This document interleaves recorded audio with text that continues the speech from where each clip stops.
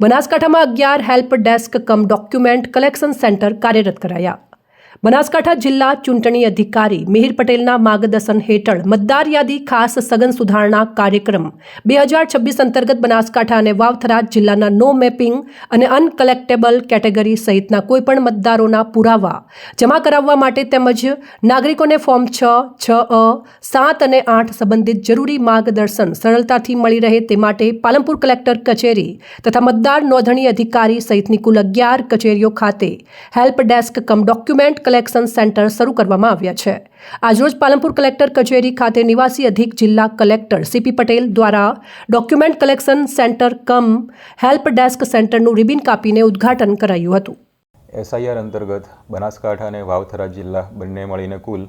11 help desk કમ document collection centre ચાલુ કરવામાં આવ્યા છે, જેમાં એક હેલ્પ ડેસ્ક કલેક્ટર કચેરી બનાસકાંઠા અને કલેક્ટર કચેરી વાવથરા ખાતે છે અને બાકીના 9 હેલ્પ ડેસ્ક ERO એટલે કે મતદાર નોંધણી અધિકારીની કચેરીએ ચાલુ કરવામાં આવેલા છે। આ કલેક્શન સેન્ટરનો ટાઈમિંગ સવારે 10 થી સાંજે 6-10 સુધીનો રહેશે અને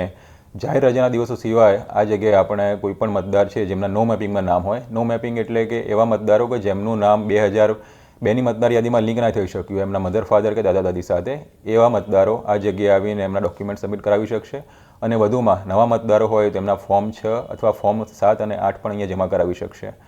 આ કલેક્શન સેન્ટર ખાતે આપણે